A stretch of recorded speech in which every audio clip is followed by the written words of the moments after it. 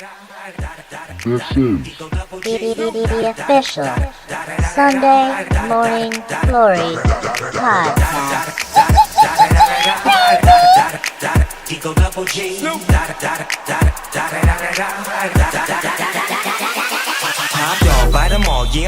You already know who it is, but in case you forgot, the name's Boone Jensen, back on the mic for Sunday Morning Glory playoff action. Let's go! We living it up, taking chances while we dancing in the party for show. Slip my girl a 44 when she crept in the back door. Chickens looking at me strange, but you know I don't care. Step up in the smother, just a swank in my hair. Trick, quit talking, crip walk if you down with the set. Take a bullet with some grip and take the smoke on this jet. Out of town, put it down for the father of rap. And if you happen to get cracked, trick, shut your trap. Come back, get back, that's the part of success. If you believe in the S, you be relieving your stress. Da da da da da, it's the one and only Eagle Double G. Snoop Dogg.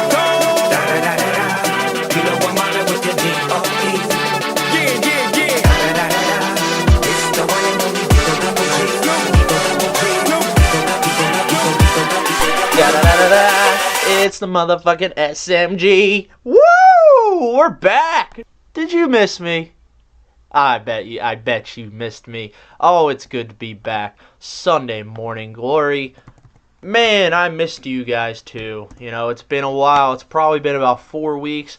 You know, time just gets in the way. And, you know, when Boone's gone, SMG continues. And continues it did. Because we are heading into the Sunday Morning Glory playoffs starting tonight. Tonight is the first playoff matchups. And it's pretty bizarre how it all played out. I'm sure most of you have been following. Zach Arce eliminated Bananas, changed his team name to that about 2 weeks ago when he actually realized there was a chance that he wouldn't make the playoffs. And how he didn't make the playoffs is the biggest question, because he was in the driver's seat. He was guaranteed, not guaranteed.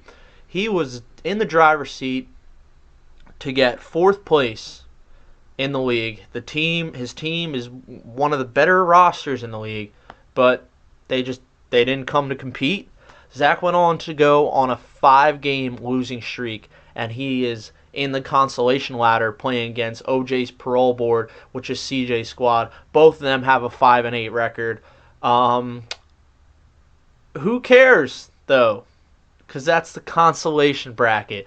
But in case you wanted to know, Damos Bozos is playing off against Dale's team, Team Cooper, also in that other matchup. So for those of you that are going to be paying attention to those brackets, this isn't the podcast for that. Moving along. Wow.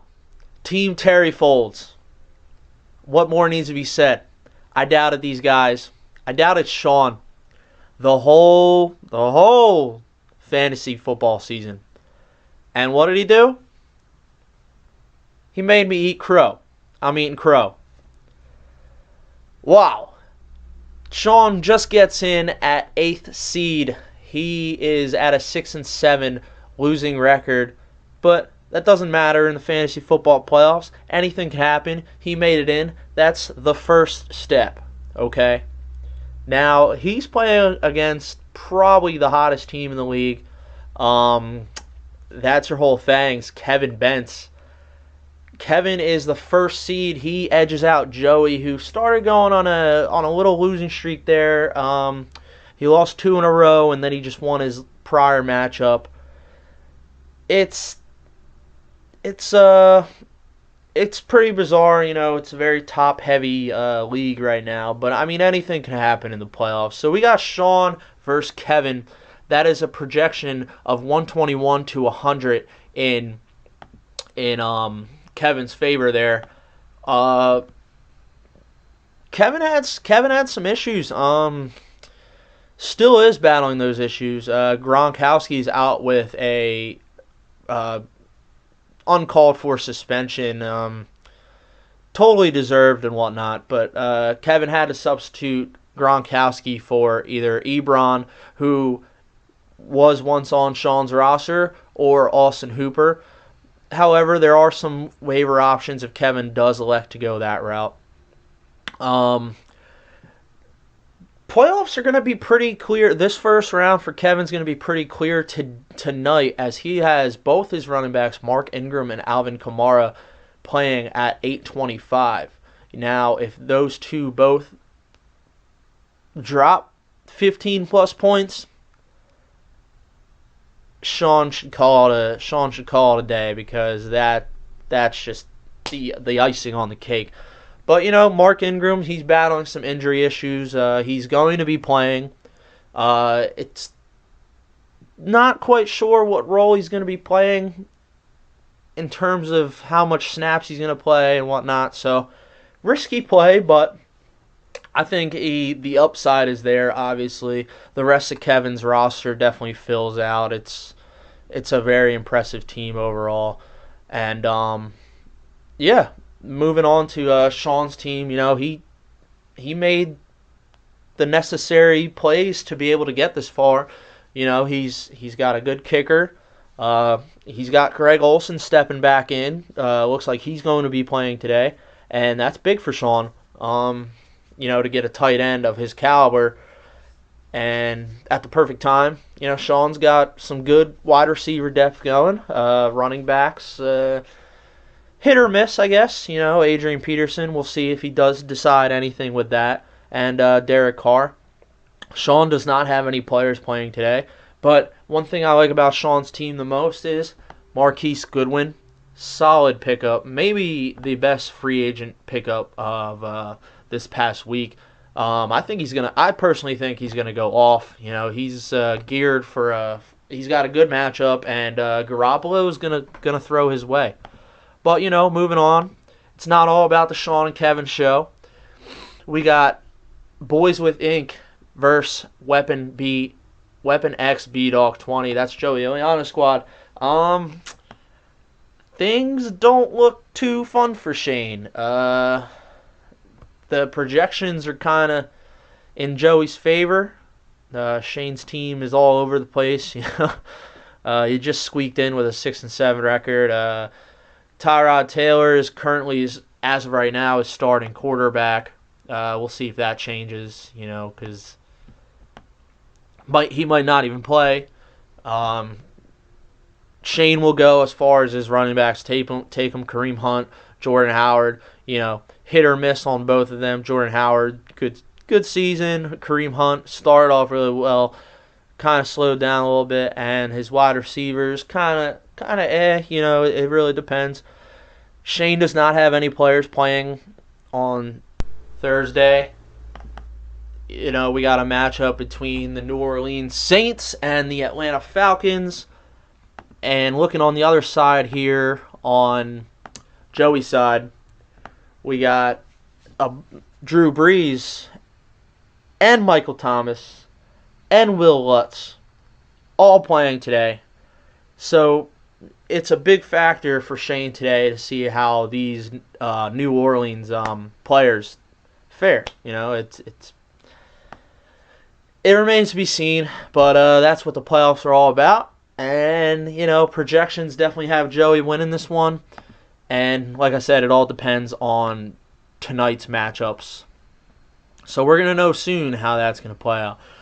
Moving on, LSU Tigers alumni at the 6th seed is playing number 3 seed, 8-5 record. A team has no name. That's led by Matt Bentz. At the moment, projections, it's a close one. It's really close. Cam Newton and Chris Hogan battling some injury issues, and looks like Brandon has them ready to play. And it's gonna be a good one. 6-3 seed. It's close. In terms of, I guess, standings. 7-6 record versus an 8-5 record. Good players on both sides here. Cam Newton, Leonard Fournette, Jarvis Landry, and Greg the Leg, who is putting up basically wide receiver number one, numbers the whole season. And, Matt fights back with Devonta Freeman. Rex Burkhead has been turning it around. It looks like he's going to have to play him because Joe Mixon is out with an injury. A.J. Green, Adam Thielen, and Michael Crabtree. It depends how he'll serve with Amari Cooper's kind of going through the motions right now in terms of the injury. And that'll be a good one to watch. And the only player going for those teams is Devonta Freeman tonight, and that's one of Matt's top players, so definitely going to check that one out, as we are with all of the SMG playoff matchups. And lastly, and my favorite matchup in all of playoffs is the 5 versus 4 seed, because the teams are generally so close in terms of just overall skill set. It's basically one or the other. Mike could have been 4th seed, Corbin could have been 5th seed, and whatnot. And they were basically tied for 4th, 7-6 record. Basically, it's pretty even in projections here. Mike has Matt Bryant kicking. The over-under on this game looks pretty big, so Matt Bryant could actually be a pretty valuable play as a kicker, But a lot of star talent here. Le'Veon Bell, Stephon Diggs, kind of started falling off, but you never know. He could put up numbers with the best of them. Russell Wilson on Mike's side, Carlos Hyde, Todd Gurley, Keenan Allen. Mike has some depth. He's looking good going to the playoffs, and it's gonna be fun. Playoffs, SMG, fun time. Everybody's competitive. Everybody's in good spirits. But I think we found out a lot today for about 3 of these matchups, maybe, how it's gonna play out for the rest of the weekend. So definitely tune in for tonight's game. It's gonna be huge. Anyway, you asked, I'm giving predictions. Let's make it happen. I predict, Boone Jensen that is, I predict that Kevin will beat out Sean. The projections are too high. Nothing's in Sean's favor in this one besides the fact that Gronk is out. I'm going to take Kevin on this one by a landslide. Sean, I've been doubting you all season, but